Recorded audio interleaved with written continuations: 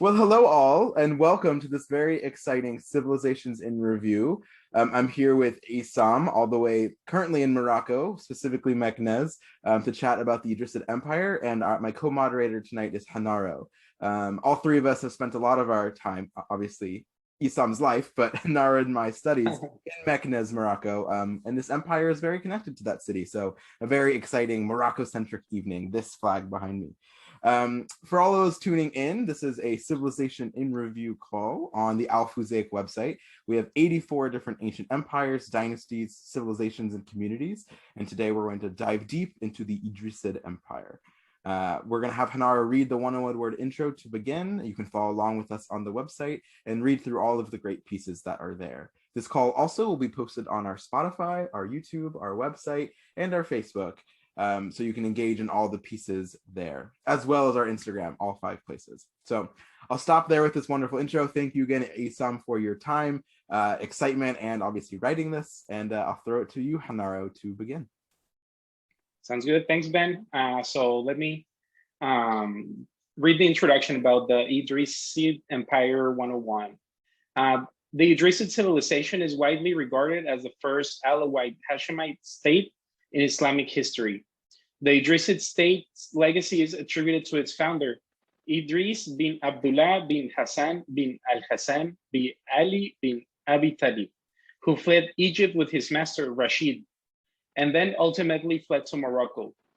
Their flight was in an effort to escape from the Abbasid Empire after the Abbasids' leadership effectively squashed Hussein bin Ali bin al-Hassan's revolution in the Battle of Trap.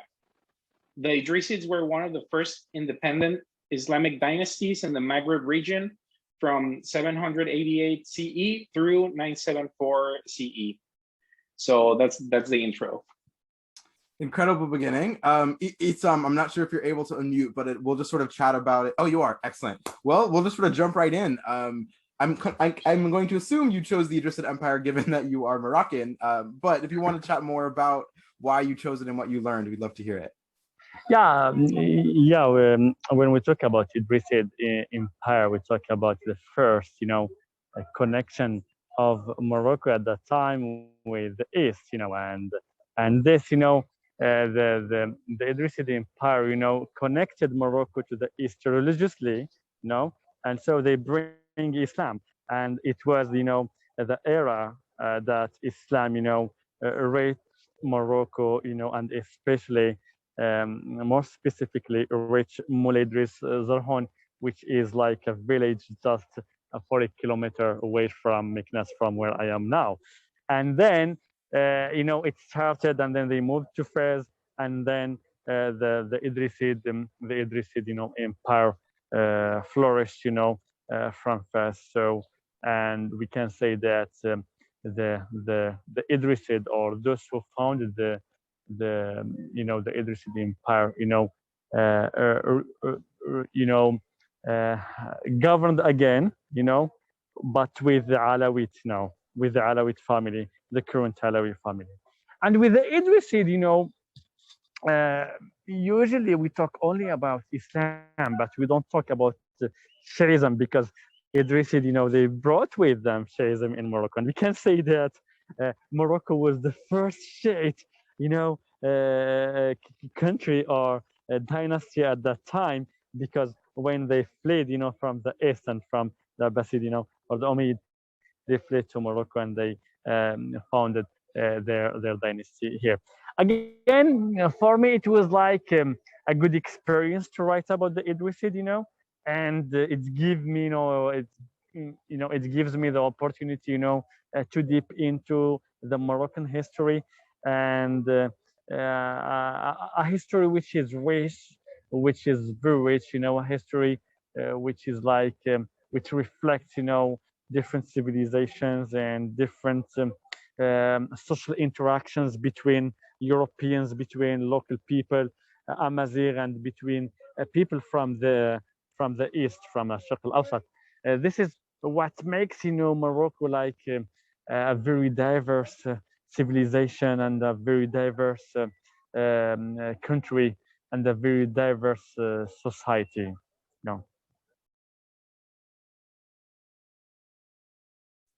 I mean, lovely. So well said. And it Yeah, thank very you. much shows in your writing here. There are so many wonderful pieces here, as you know, the first in a lot of ways of how we envision modern Morocco began with the Idrisid, community specifically, and sort of bringing, as they fled from Egypt all throughout northern Africa, all of those cultural pieces with them, all embedded in this article. So there's a lot of really great rich pieces, and obviously all your hyperlinks as well.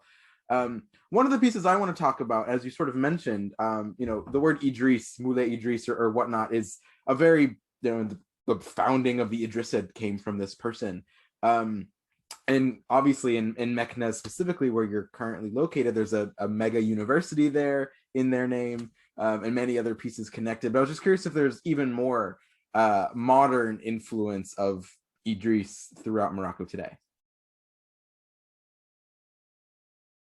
When we talk about Idris, we talk about or Mulay Idris, we talk about those who are or those who came from the Prophet's house. And for us in Morocco, Moulay is like a title which is given to someone who who has like certain social status, and especially it is given to the people who are respectful, who belong to these noble families, and they are known by their generosity, and they are known by their religious background, and they are practical, And so that is why in Morocco you hear like Moulay, and Moulay is like a sign of respect, and that's why we have Moulay Ismail, Moulay Al Hassan, Moulay Ahmed, Moulay Abdullah, and Moulay Rashid, and even Moulay Ben. Why not? Because once you respect someone, you see Moulay. And for women, we say Lalla, okay? And for women, we say Lalla. And Lalla and Moulay, are signs of respect, are signs of respect. And of course, many places in Morocco are named after people. For example, Moulay Idriss Zarhoun. Moulay Idriss Zarhoun is like it was like a city which was founded on on the borders or on the vicinity of the Volubilis, and Volubilis was a Roman city, you know. And Moulay Idris, once he came to Morocco, he founded his like community, Moulay Idris, and in a place that was part of the Volubilis in Roman Empire, and then it was named after his name. And we have like other series in Morocco are named after this awliya salihin, this good people, and they take their name.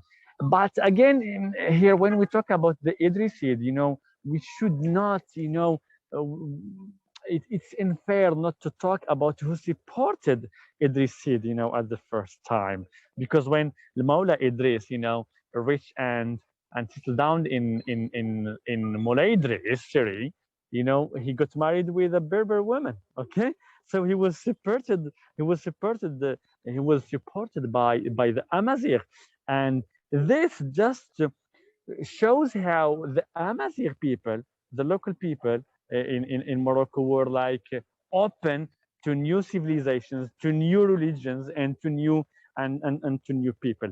But to be honest, I'm feeling very sad that this this history, or the history which is related to the Amazigh people or to the Berber is like a little bit neglected, with like domination of Islamism and Arabism narratives and Arabism discourse.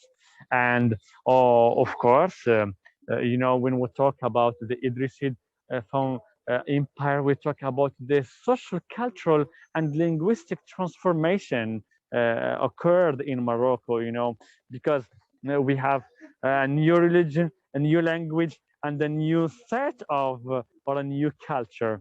And again, since Morocco, is known for like its openness, it was like very easy, for example, for this social, cultural, and linguistic integration, which now there is like Arabic now is a dominant language beside the Amazigh language with its three dialects. But and this, talking about the Idrisid dynasty or empire, or talking about the Alawite Empire or the Saadiin or the Marine or the Morabitin, Al-Muhajir, this doesn't mean that we should neglect this undocumented Amazigh history and the Amazigh people who were supportive and who supported this dynasties and this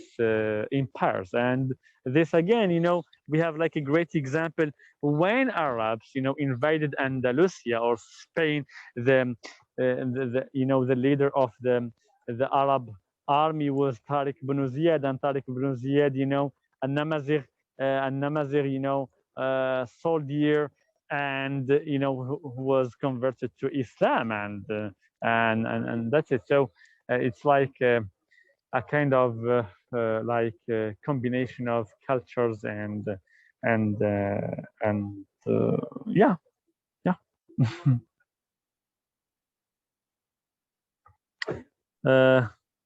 That's very interesting, Isam. I was actually, that was my second choice when I was about to write my civilizations and review the Idrisid Empire. But when I was reading your article, I stumbled upon that Battle of Trap. Can you tell us a little bit more about that huge battle that determined the history of the Idrisids? Yes, the battle of Trap or Ma'rakat al-Fakh,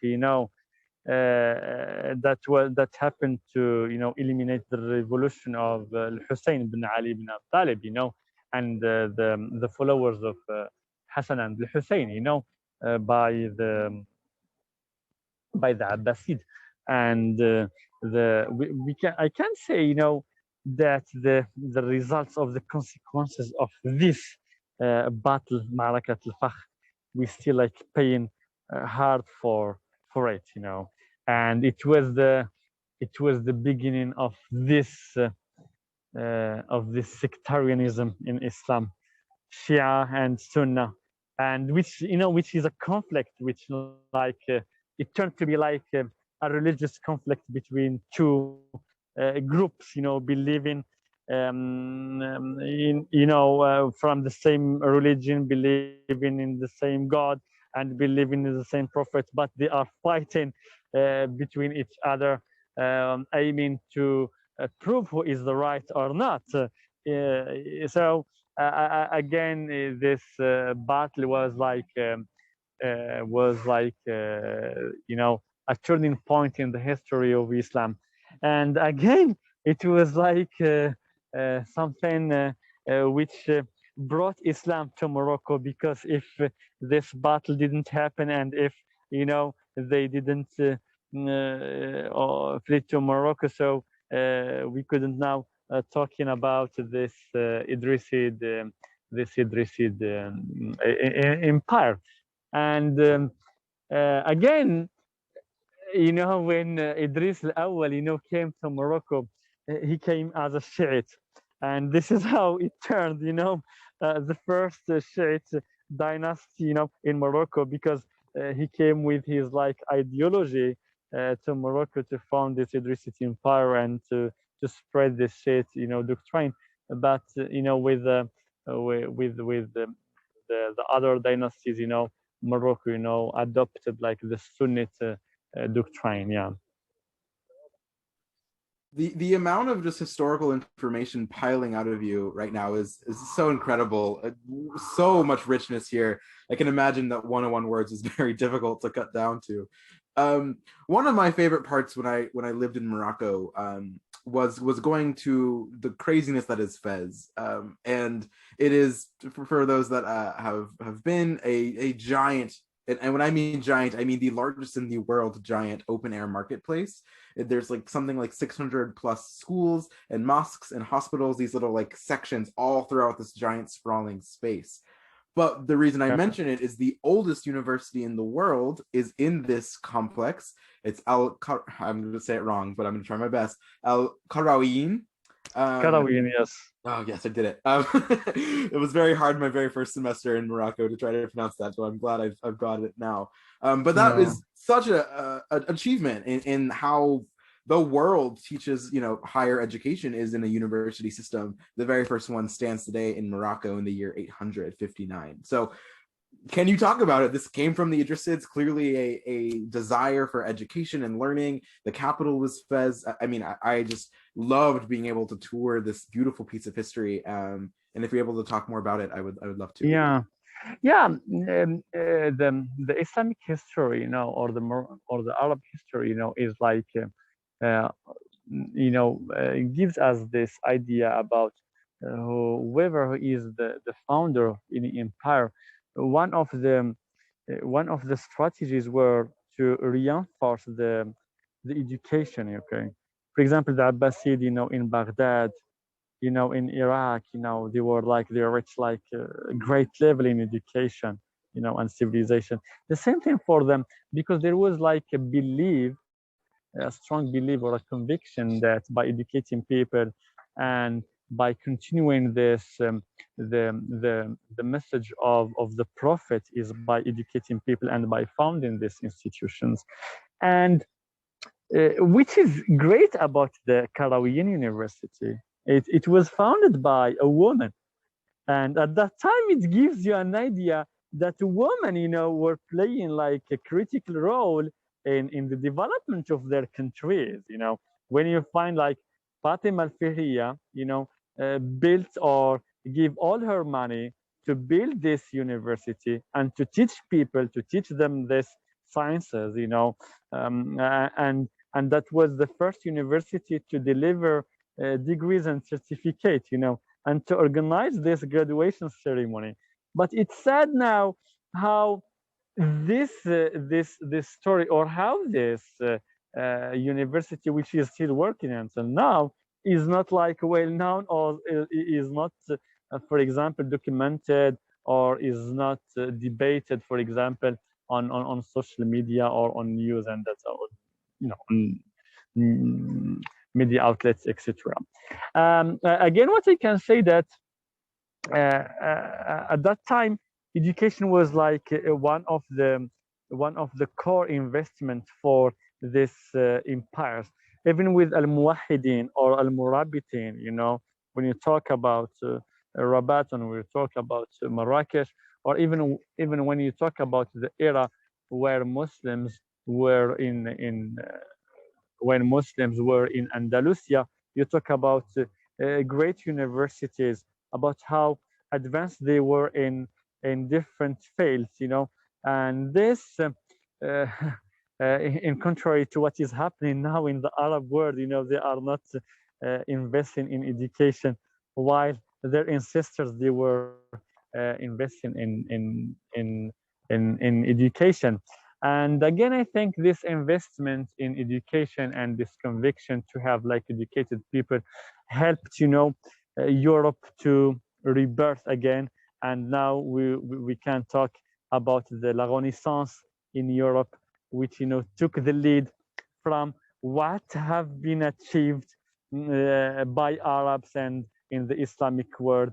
And now we talk about new civilization.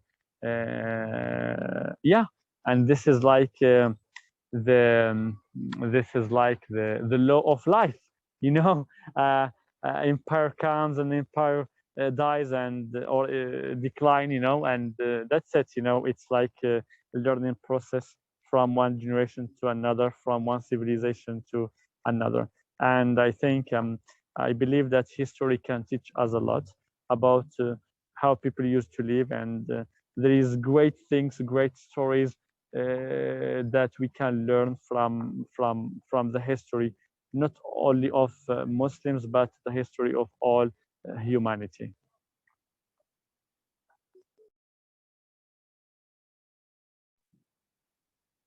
That's interesting, Isam. I was also thinking, since Meknes Fez region, it's so close to the Atlas Mountains. What role did this geographical mountain range played in the development of the Idrisids?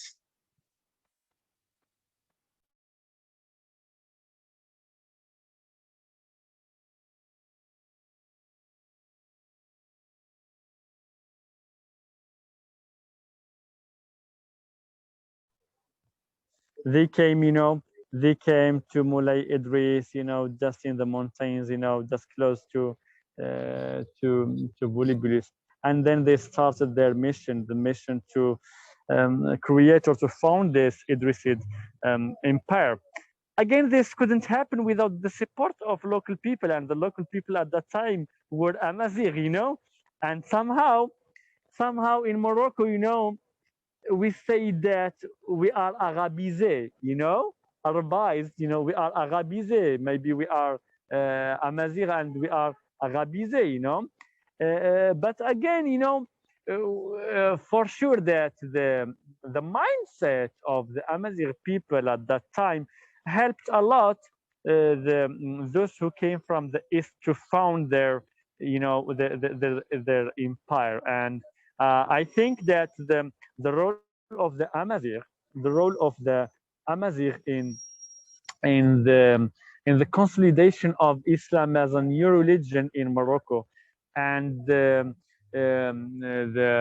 creation of the Idrisid dynasty or empire and other dynasties were very critical, because if they let's suppose that Amazigh at that time refused any interaction with the East and with people from the East, bringing a new religion, changing their lifestyle and that. We couldn't now talking, or we couldn't have been talking about an Islamic country in the north in the north of Africa. Maybe they were we could talk about a Christian country here instead of talking about an Islamic country. But again, and this is my personal point of view, this is what I'm thinking of is Morocco. Of course, we speak Arabic. Islam is the official religion or the dominant religion in Morocco, and I believe that many of us are we define themselves as Moroccans, not as Arabs, just because we speak Arab, okay? And our connection with the East, is religion and is Arabic. But we had other connections to the south, okay? To the south, to Mauritania, to Senegal, to Sudan, to Nigeria, and to the north with Europeans, okay? With Europeans. And again, when we talk about this, when we talk about the Idrisid, again, we should not forget another actor or another, element of this Moroccan society. And it would be unfair not to talk about Jewish people and Jewish communities, because they were here even before Islam, and even before Morocco transformed to be Islamic state. And their contribution in the success of these civilizations, in the success of this empires, is very critical. We can talk about the Idrisid, constructions, building schools, and this founding this series, path, more this and that, without the contribution of the Jewish people, because they had the expertise and they had the skills. Even their influence is still very, very clear in the music, in the Moroccan cuisine, in the handicraft, and in the construction, and in the history of Morocco.